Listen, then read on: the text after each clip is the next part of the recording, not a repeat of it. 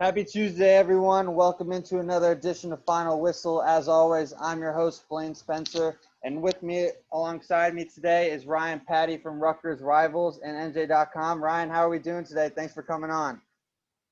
I'm doing good, Blaine. Thanks for having me. I like how you're having all your old SHU friends on, and I'm next in line. I appreciate that, and excited to talk some college football with you today. Of course, man. It's always a pleasure having you on. Just before we get started, I just want to say, everyone, go out and please vote. I voted on Saturday. Ryan actually went out and voted this morning. It's a big day today, day of the election, so please go out and vote. But without further ado, we're going to touch upon some college football. First, we got to talk about Patty's Rutgers Scarlet Knights. They ended up falling 37-21 to the Indiana Hoosiers this past Saturday. A little bizarre moment that happened within the game was on a fourth and 20 plus. They pulled off an 8 lateral miracle touchdown that ended up being called back for a suspect forward lateral call. But Rutgers 1-1. Indiana, who was ranked top 20 in the country, is now 2-0. Potentially one of the only real last contenders for the Big Ten championship. Ryan, I just want you to get your opinion here on how Rutgers looked and the overall impact of the game. Yeah, it's interesting. And by the way, we're going to talk about the lateral first. There was no conclusive evidence that lateral from Shameen Jones, you couldn't tell. It looked like it was just straight across the 36-yard line. I didn't think it was forward.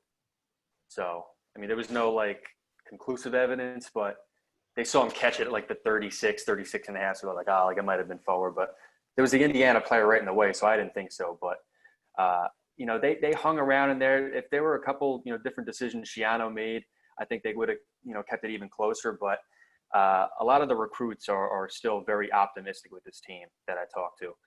As you know, I cover the recruiting end for Rutgers Rivals. And I feel like, the recruits are pretty – they're buying into Schiano, they didn't get the result they wanted last week, but the week 1 win over Michigan State, they caused 7 turnovers, and Michigan State's a rebuilding team. The Antonio news during the offseason shocked everyone, and it's going to take maybe a year or two for them to recover under Mel Tucker. Tucker's still a good coach, but it's going to take some time for them to figure it out. The recruits are very optimistic. Everyone's optimistic. They had to hire Schiano. They were talking Butch Jones and Moorhead. You had to go back to Schiano, and it's showing. So the old regime would have gotten crushed on Saturday, but they hung in, and you should be optimistic if you're a Rutgers fan. I couldn't agree more, especially with just the almost the suspense that having Schiano back. It brings a lot of life back into Rutgers football that you feel like was extremely diminished, especially in the last regime under Ash and et cetera.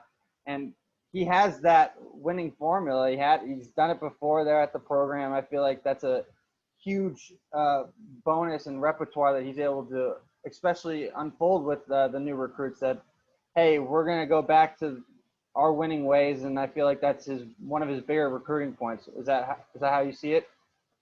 Yeah, I think the big thing with him is he understands New Jersey. He knows that there's a lot of talent in New Jersey. It's not to the level of California or Texas or Florida, but the top kids, I think, are as good as those kids in those states. And, back in 2011, 2012, he was reeling in all the Don Bosco kids. I know you're from California, but I assume you're a little familiar with the top high schools around here, Bergen Catholic, Don Bosco.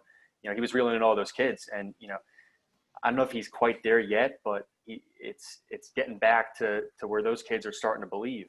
And it's huge. It's what got them those wins back in the day, those big wins, the ones over Louisville and you name it. But they're getting back to there. And it's going to take a little bit more time, but that's his whole thing. He understands New Jersey. Coach Ash didn't even offer Kenny Pickett.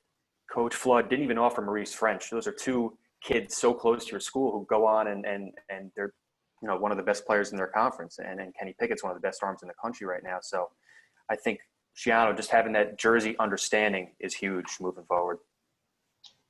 Excellent, especially with Rutgers now. They have Ohio State this week, of course, which is going to be an extremely tough task. But I think the rest of the schedule is very gettable. Don't you agree? Yeah, I think so, especially when you look at like Penn State and how they're struggling to begin the season. I mean, you didn't expect them to win last week, but their week one game, I mean, I was stunned. A little controversial at the end. I think the ball might have bounced into the pylon on that two-point conversion, It's but very close. yeah, it was not conclusive because the call on the field was that he got in, so you couldn't fully tell if he did get in. So Penn State, their start's surprising. We'll see what happens with Wisconsin, and hopefully they can get healthy and get on the field. And Indiana, I mean, obviously Penn State already played them, but Penn State's struggling. You know, Indiana might be the only team that can contest Ohio State right now. I really think it's crazy saying that. You look at the step back that Iowa's taken a little bit, and it's all Ohio State right now, which is not what we're used to in the Big Ten. Yeah, and you can almost assume they usually have some from competition. Yeah, and especially I have Rutgers schedules pulled up here. After Ohio State, you have Illinois, a very, very winnable game there. Then you have Michigan at home, which is also a gettable game. We're going to touch upon Michigan and what happened this past weekend and their little debacle, especially with after being so dominant in week one for them. And then you have Purdue, a very good Purdue team, I think, that's flying under the radar at the moment, especially with Rondale Moore being in and out at the moment, still being 2-0. And then you have Penn State, and then you have Maryland. That's also a very gettable game. They could easily, after Ohio State, potentially go 3-2 or 4-1 in those last five. I feel like they've got a really good chance. I just want to get your opinion on Noah Vedral. Is it Vedral? I make sure I say it right. Vedral. Yeah. Noah Vedral. Just because I feel like he's shown moments so far this year, but I feel like he still has that turnover bug that he's trying to get over with from last year. Right. Yeah. You know, I think that he's the guy. I'm a believer in Ortsikowski as well. I think he's a type of kid who will develop under Schiano, but you know, you brought in Vedral. He has that experience, you know, grad transfer coming in from Nebraska. He's got a lot of Big Ten experience. So I think he's the guy. I think you got to stay with him. And you know, he managed the game pretty well against Michigan State and showed some, you know, ability to make plays with his legs. And you know, last week, obviously, you know, you'd like to have some of the turnovers he made back, but he kept them in the game late. You know, they almost made a little comeback there at the end, but I think he's your guy moving forward. I think, like you said, there's some winnable games out there, and he's going to play well in a couple of those games. And this is a team that's still committed to running the football. You know, Isaiah Pacheco, Aaron Young, those are two pretty good backs there, and they're going to stay committed to running the ball, and they're going to lean on their defense. Obviously, their defense is the strongest part of their team, I think. Absolutely, especially they're forcing tons of turnovers. 7 turnovers in one game is pretty absurd, especially when they play Michigan State, and then they were relatively strong against Indiana as well. And it was a couple big plays by Michael Penix that ended up probably being the difference. But let's transition now we were going to touch upon Michigan. Michigan State, who had those 7 turnovers, ended up coming into Ann Arbor this past Saturday and pulling off a 27-24 victory over the Wolverines, especially after Michigan on a high, dominating Minnesota on the road, winning 49-24. I feel like what are we getting here from Harbaugh, Brian? I just feel like he's been such a swing or miss in those big games. He's now 1-6 at home against Michigan State or Ohio State, which is, if you can't even beat your in-state rival or win those 2 rivalry games, I don't know how you still have a job, especially at a pristine university and football program like Michigan with all the history. Like, if you can't beat your rival, why is he still there? It's tough because with Harbaugh, he's like good but not great, and you know, I feel the same kind of way about Brian Kelly and a couple other coaches, but you know, it's really unbelievable how they lost to Michigan State. You know, you finally feel like they have a quarterback. You finally feel like this is the year where they can, you know, make a push and contest. You know, there's no fans in the crowd. Like, there's so many things that can play into, hey, this could finally be what gets it done for Michigan. And there they go, and they drop the game to Michigan State. I mean, and any Michigan State team you can beat, it's this one. Antonio's not even there anymore, and it's really crazy how they lost last week. But and like you mentioned, you know, they blew out Minnesota in week 1, and you were like, wow, like this Michigan offense can do it. And there they go. They lay an egg against Michigan State. Total collapse there. And you kind of wonder what the future holds for Harbaugh. He's going to have a lot of NFL suitors. And, this is the type of loss where it's like, hey, can I really ever do it if I couldn't do it this year? So we'll see what happens. But just a real clunker from Michigan. Do you feel like they've lost a little bit of their identity? Like Joe Milton threw the ball 51 times on Saturday.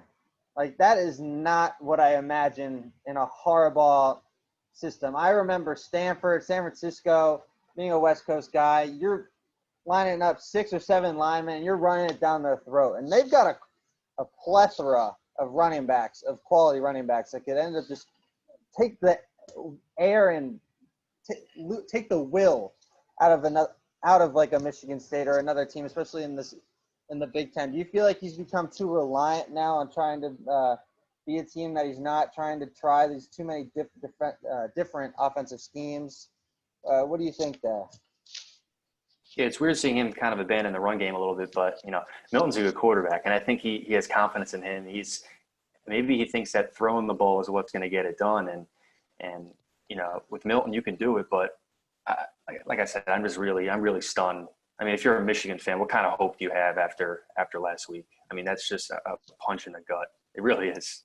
Yeah, and I feel like that was just like a disparity of the two teams. Like Tucker, he maintained his running game, whether or not it was working or not. Like throughout those 1 or 2 yard carries that he was getting and turned into 4 or 5 in the fourth quarter. Like he like the Michigan State squad kept that run game as a paramount part. And Rocky Lombardi was not – I mean, he only completed a little over 50% of his passes, but he made the critical throw that was needed. And I feel like Milton was unable to do that. So I feel like just in comparison that there was a tale of two teams. Like you thought Michigan was on a rise. You thought Michigan State – Michigan State's in a rebuild. Mel Tucker's trying to get his kids to buy into what he's trying to preach after coming over from Colorado.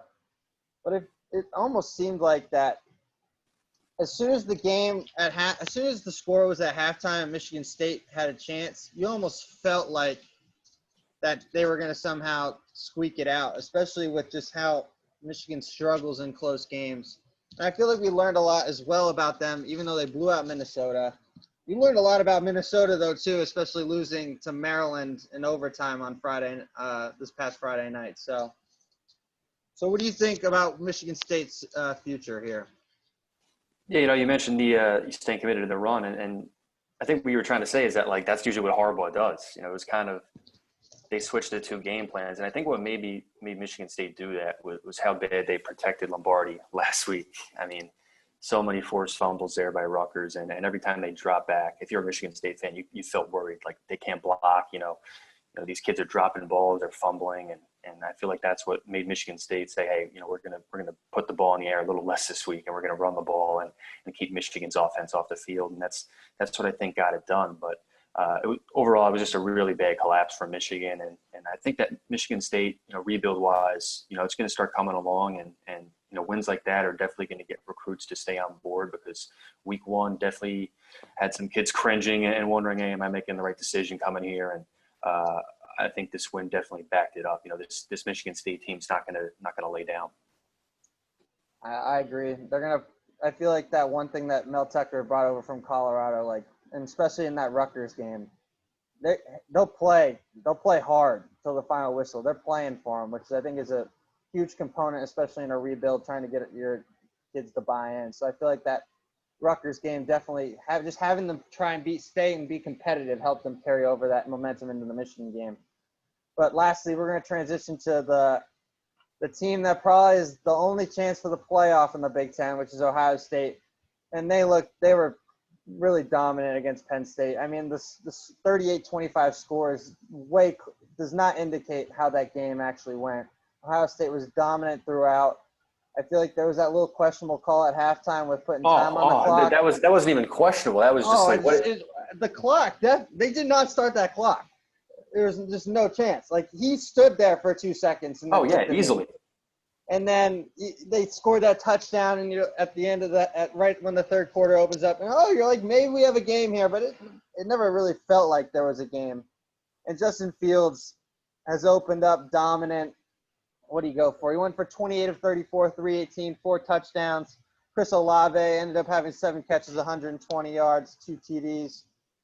I feel like this was more of just a sense that how the Big Ten, especially these past couple weeks, have just shown that it's just going to be Ohio State or bust for them if they want to have any chance of making the playoff.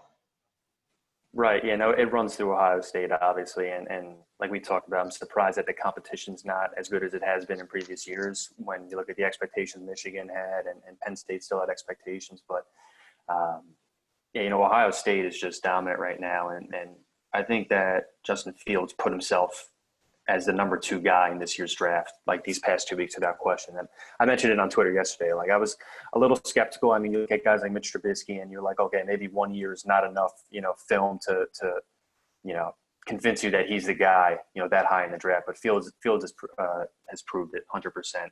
These past 2 weeks against 2 pretty quality teams, I'd say, that you can go out and put up those kind of numbers. I mean, you got to love what you're seeing from Justin Fields and from this Ohio State team. Ryan Day, he's terrific. I mean, I think that, it's tough to replace Urban Meyer, but he's sort of doing it. He's that good. Yeah, Ryan, I want to get your opinion here, especially after I agree Fields is definitely the second quarterback off the board. But do you feel like it could be potentially fall into a potential Dwayne Haskins situation again, where the guys on Ohio State are so open, and it's those crossing patterns, and then those wide receivers are absolute speedsters, and they're ended up taking a 10-yard pass for 60 or 70 yards. Do you feel like that could be a potential risk for him, especially with how the whole Dwayne Haskins situation is unfolded in Washington? It's interesting because, I feel like Fields' skill set is a little different from Haskins. And I also think that that Washington gave up too quickly on Haskins, but that's for another discussion. I think that Fields is a little different skill set wise, but it's something you have to put into consideration because those quarterbacks, those guys are so wide open. But you could say the same thing about Clemson and in the past with USC quarterbacks, but it's something you just got to trust. You got to look at, his production. He's completing passes. I'm not big on completion percentage at all, but he's keeping drives alive. He's making plays with his legs. I think that Justin Fields is number 2, and you can make the case for Lance. I mean, he's a very talented kid as well, but that showcase was a waste of time, though. Waste of time. There was no point, and he didn't look good in that showcase, to be completely honest. Right. Yeah, no, I'm a believer in Fields, and you should be wary of stuff that you mentioned, like, his receivers being open all the time, and maybe this year's competition not being as good as it has been in years past. But I think he's the real deal, and especially after watching last night, if you're the Giants, you got to be thinking about him at number 2 overall. Absolutely, and then especially, I feel like both New York teams are going to have some decisions to make, especially at the quarterback position. Exactly. And then we touched upon Penn State a little bit here, but what are you seeing from them that has just been their demise these first 2 weeks? I feel like it's just a lack of mental toughness, especially in that Indiana game. The running back runs in for the touchdown. Indiana ended up going down to score and force that overtime. And I just feel like they're just a little mentally not there, especially the comparison with the Ohio State, and especially with that botched error in the Indiana game. What are you seeing from them that is alarming, especially with this 0-2 start? Or do you feel like this is just they got ruined with 2 tough teams to start off their year? Well, no, I mean, I think they definitely gave away the first game. And, the running back who ran it in Devin Ford, I had the chance to cover him at a camp. He's a really great kid. I feel bad he kind of had that mental error.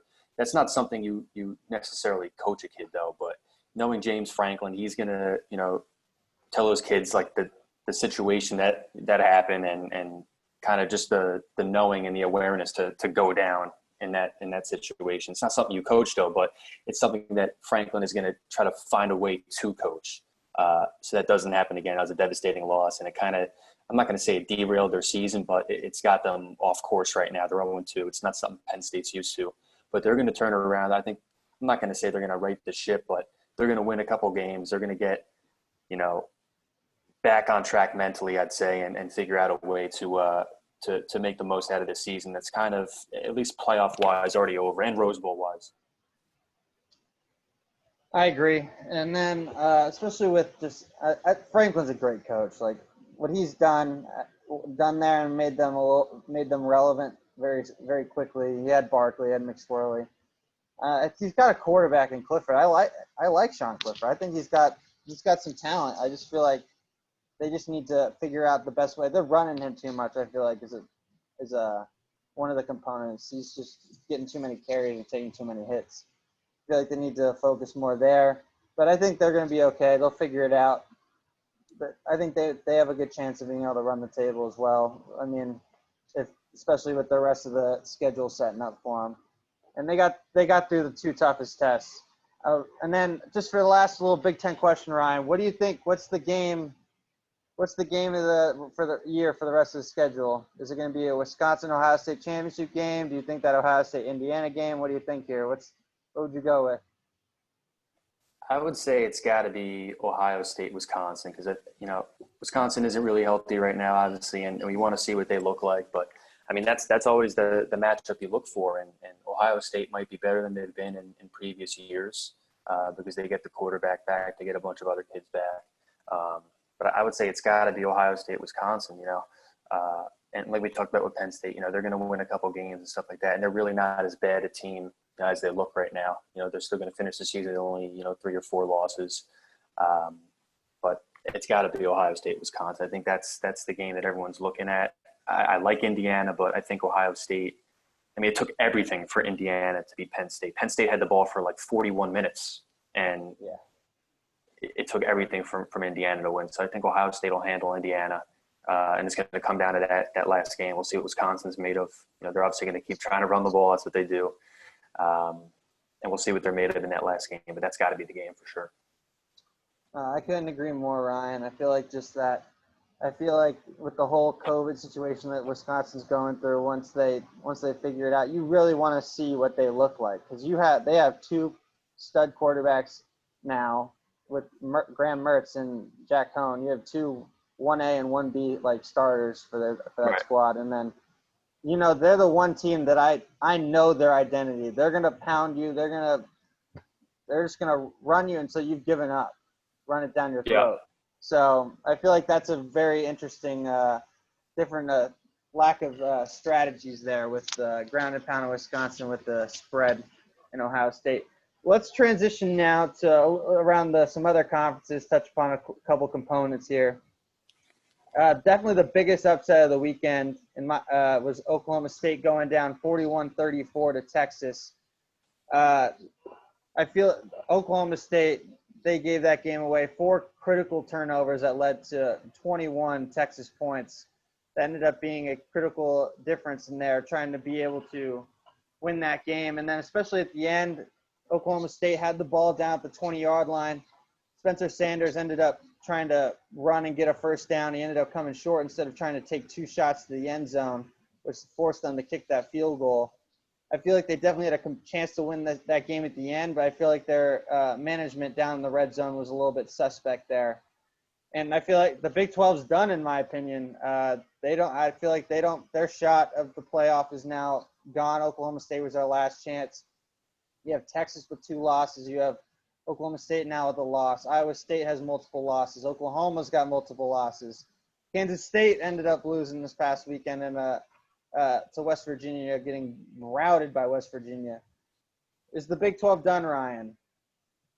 I think it is. I think it definitely is. And what a gut. I know Rutgers is out. They're on their way now. Rutgers is on their way. But what a gut punch last week was. You see Chris Ash get the final stop there to upset Oklahoma State, and then Rutgers they don't get that lateral thing to make their game interesting at the end there. That was a gut punch for them. But I think the Big 12 is done. I mean, I can't believe Oklahoma State lost that game. You have such a I wouldn't say an advantage on paper, but you have Chuba Hubbard, and you can just establish a run game. And you look at all the teams that have scored on Texas this year. I'm surprised that Oklahoma really just didn't blow them out of the water last week.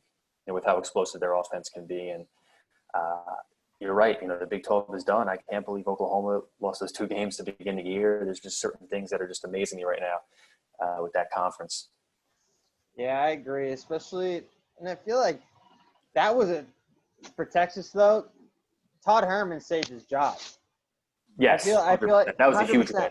Especially with last week, with especially leading up into the week, he had 3 or 4 or 5-star recruits, including the number 1 overall recruit, Lee. They took away their. There's kids decommitting.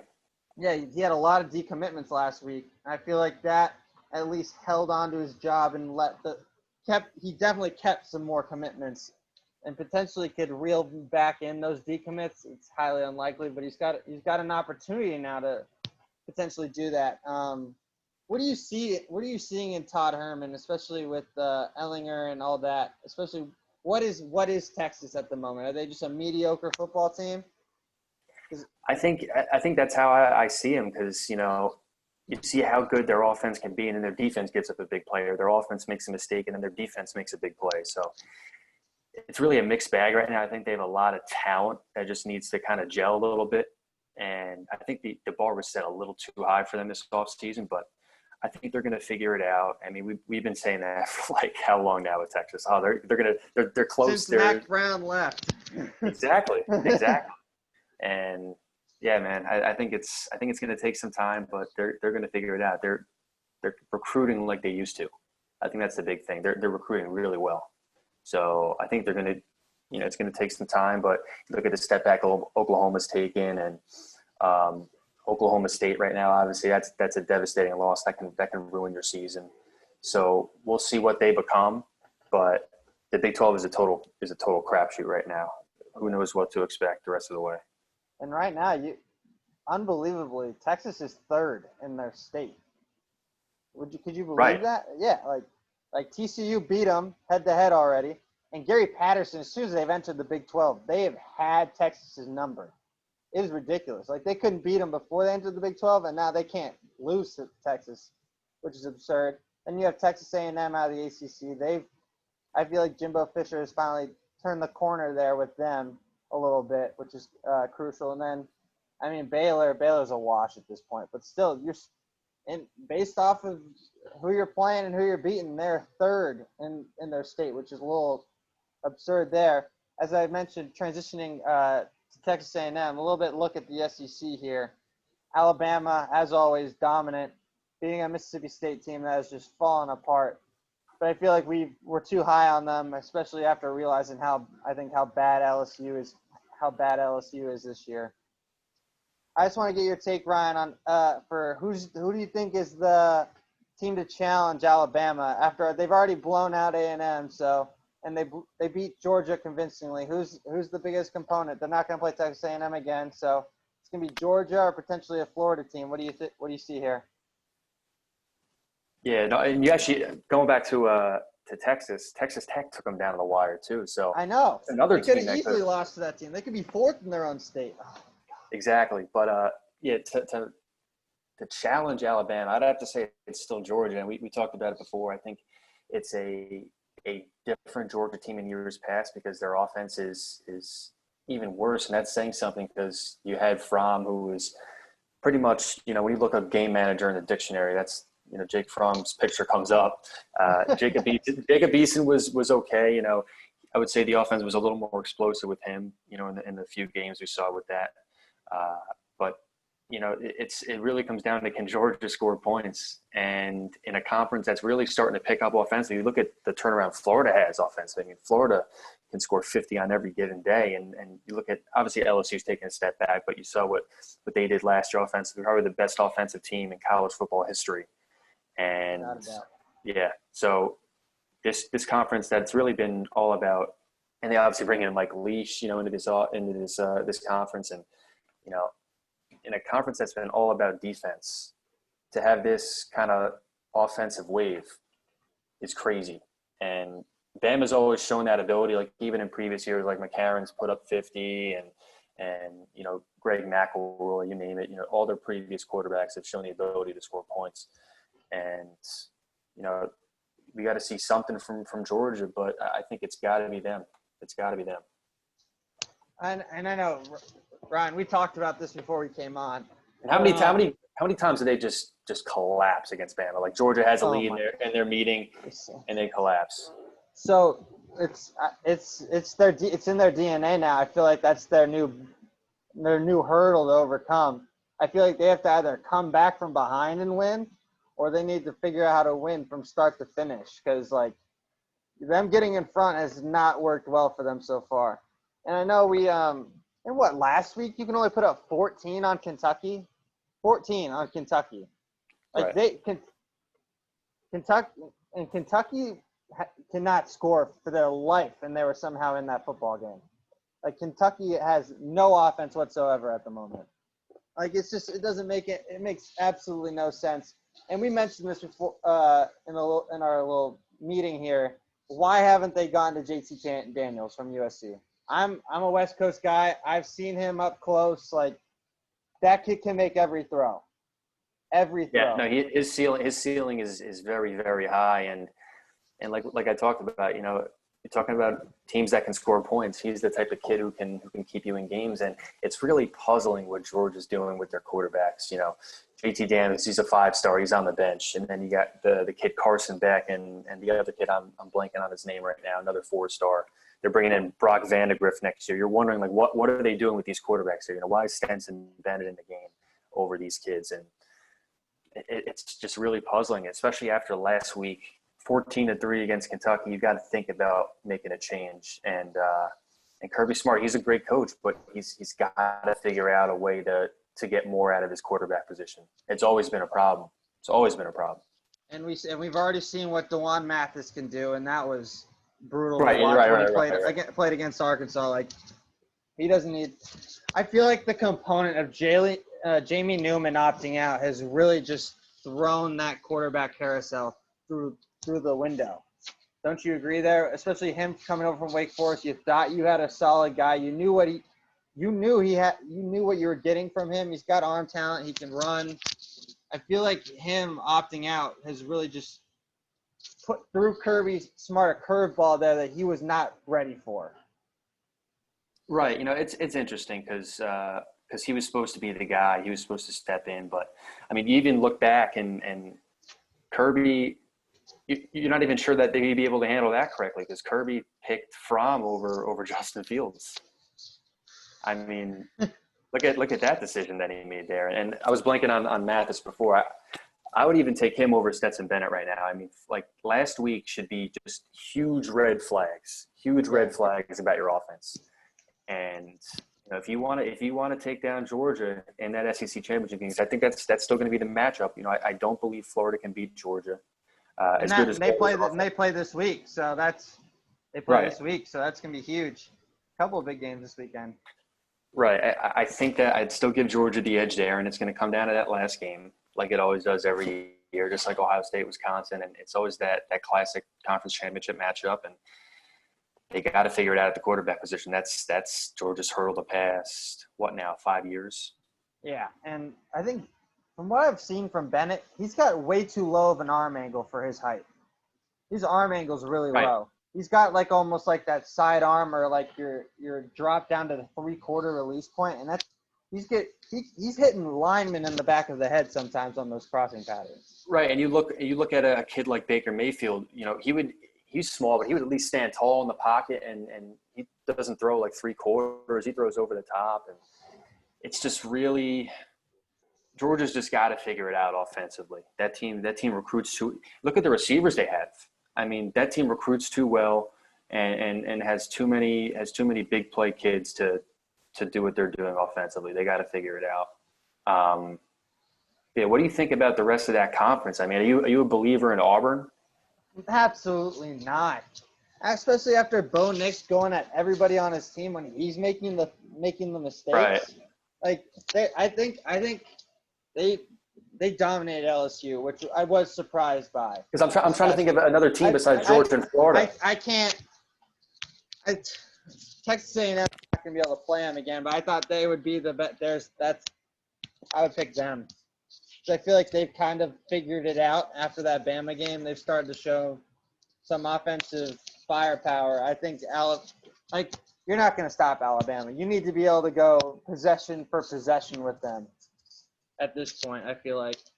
And Devontae right. We didn't even mention Lane Kiffin offensively. And he had a chance. And he was the best one to have a chance to beat them. Like, with the exception of Georgia and Kentucky, you look at every team in that conference and you're just wondering, like, what the heck is Georgia doing offensively? But what were you saying about Devontae Smith? And I was just saying that Devontae Smith has finally just taken in that I'm the dude, that dude role. Right. Like, you throw me the ball anywhere on the field, and I'll beat. Like, he was beating double coverage this past week. Mac Jones was just throwing it up to him, and he was saying, "Go get it, fella." Well, how big of a loss do you think Waddle's going to be? I think it'll be big in the playoff. I think I agree. No, it's eventually going to catch up to them. It'll catch up to them. Maybe in that SEC championship game, you'll see glimpses. But I feel like up until that point, they're in a league of their own, and Mac Jones is the front runner for the Heisman right now. He's putting up better numbers than Burrow did last year. Think about that. Yeah. Which is crazy. In a shortened season, he's putting up better numbers. And I said it before with those Bama quarterbacks. It's just a lineage. Each one finds a way to put up. They could put up a 50-burger any given day. Yeah. Every single one. And I'm interested to see what happens there with Georgia and Florida. I want to see if there is a change at quarterback. I don't think there will be. Bennett will get the start this week. Yeah. Something's got to give. If they're down at the half, he'll make a change. But if they're down 2 possessions at half, they'll change quarterbacks. But if not, he won't. Right. Because his defense is just too good. He knows his defense will give him a chance. And he needs one drive from this, literally 2 drives probably in a game from his offense, and they've got a great chance of winning. Right. But I feel like we're going to learn a lot about Florida, though. I think we're going to learn a lot, especially after they had their big game against Texas A&M and they couldn't match up. So I think we're going to learn more about Florida this week than we are about Georgia. I think Georgia's going to defend. Georgia's going to defend this week. That's my thing. Like, I want to see if Florida's offense can win that battle against Georgia's defense, because you know that Georgia's defense is going to show up. They're going to bring it. I want to see what Florida's offense can do. Absolutely. Against probably, their toughest opponent in the regular season, I would say. Yeah, I think this is Florida's game if they want to. This is their championship game before the championship game for them. So, right. We'll see how that goes. But lastly, we're going to touch up on our last little college football subject here. So I'm going to actually throw you a little bit of a curveball here. So what do you think? Is there a better chance of a group of 5 team, a non-Power 5 school, getting into the playoff, or a Pac-12 squad? Especially with the Pac-12 on a shortened season. What would you go there? You have Cincinnati and BYU. Both of them are in the top 10. Then you have a Coastal Carolina and a Marshall, who are also in the top 15. But then you have Oregon or a potentially. Right. No, I believe in Oregon. You believe in Oregon? I believe in Oregon. Yeah, I think they've definitely flipped the script on the crystal ball. I mean, I think if they won against Auburn, what was it, last year in that opener, I think their season could have went a lot differently. Or was that the year before? I think it was. Was it last year? I think it was last year. Yeah, it was last year, because I would have won a lot of money if they ended up winning that game. But yeah, I think their season would have went differently if they won that game, and all of a sudden this program's got expectations again like they used to have. So I'm thinking Oregon's got a shot. I mean, maybe Cincinnati. I can't see a Coastal or a Marshall or BYU final. No, I don't think Coastal or Marshall have enough. They're not playing anybody. So I think they're out. But I don't know, man. BYU's got Boise State this week. And if they can, I think they have a chance if they beat Boise State convincingly. If they win by double digits, you know what I mean? Or if they can reschedule that Army game, they got to get that Army game back after being postponed due to COVID. If they can get that game somehow back on the schedule, I think that could potentially do enough, because by the end of the year, I think Army will be ranked again when they play. So I think Army probably won't lose another game. in my opinion, based on their schedule alone. So yeah, no, my whole thing with Cincinnati is that like, because there's always been that UCF discussion, like, okay, is a good American team good enough to be in that playoff, and now it's Cincinnati in that role, and it's interesting. I mean, I can't, like, if Georgia, I think even a 2-loss Georgia is better than an unbeaten American team. I really do. Like that's just how I feel. I think we're going to see that before we see an American team in the playoff, a 2-loss team in the playoff. I just don't know. I think Pickle's going to land a big-time job in this offseason, I feel like it's almost like a lock. Yeah. No, I'm with you. And there's been discussion about it, and well, it looked like he was going to be at Michigan State for a minute there, right? Yeah, he was in the final round, and then he opted back to go. I think he turned it down. I think he went back to Cincy, and then Tucker was the second guy. Right. I think, from what I've read, but they're the only one that can play defense in that conference. we all know those non-Power 5 schools. They just love shootouts. Like the Sun Belt's known as the Fun Belt, like all that stuff. Like they're not even like they're just known for shootouts. Well, the game that really told me like, wow, this is really unhinged is UCF Memphis. Do you remember that one where UCF missed a field goal, 10 regulation there? And I mean, when have you seen UCF get blitzed like that offensively by a team in that conference? I mean, it just doesn't happen with how good that program's been. So, I'd like to see a team like Cincy or someone like that make it. It would make it fun, but I just resume-wise, I don't think it's going to ever work out for a team in the American. Yeah, you'd have to schedule like a ridiculous. I mean, it can't happen this year. It obviously can't happen this year because of what's going on. They would have had to have scheduled Ohio State and then right, exactly. And good luck winning that game if you schedule it. All right. So do you think they should have gone to 8 this year? I think this was the year to go to 8. This was the chance to try it. You know what? I never really thought of it that way, and I think you're right. Especially with all the non-Power 5 schools being right there now. They got 2 in the top 10. Right, and a shortened season where you're not exactly weeding out all the good teams. You're weeding out, I'd say, like 80-90% of them. But there's some teams where their season's so short and where like, hey, like what if Indiana only has 1 loss, the rest of the year, and they're like just on the outside. Yeah. So I think we'll figure it out. I think it's eventually going to happen, but this would have been a good experiment year, I think. Yeah, I feel like it probably won't happen. An 8's inevitable. I feel like at this point, you're gonna take the Power 5 conference champs. It's like that's where you're gonna start seeing potentially a 2-loss. Right. For sure. Get in, and then definitely you'll see like 3. It'll be like 3. Trying to say like, how do they do it? The top 3 next best teams, basically. Yeah, Notre Dame will find a way to get in. You'll get like the 2-loss team, like you mentioned, and then like an American team probably. That's when it'll come through for them. But like you said, this would have been a good little experiment year, and I don't think it would have mattered because those 7, obviously, like the 1 and 2 seeds in the playoff are going to say, oh, like we don't want to play a 7 or 8 seed, and like it wouldn't matter because they would, like Bama would beat Cincy this year by 40. I mean, that's just. Yeah, that's just what would happen. But you'd like to see them in. If you go unbeaten, you definitely deserve discussion. And I feel like the UCF team has finally, I think, put that on notice. I don't think them claiming themselves as national champs has finally given a little bit of them warranted a little bit of that discussion. I feel. Do you agree there? I feel like that they've earned it after them claiming that national championship, even though it probably wasn't the right thing to do. I feel like it was the benefit for the non-Power 5 schools. Yeah, it was. They were a voice for the schools that are at risk of getting gypped like they got gypped. So I don't think they would have beaten Ohio State or Bama. Who they beat in that game? They beat Auburn, was it? They beat Auburn, yeah. Yeah, that's what I thought. They barely beat them. Right.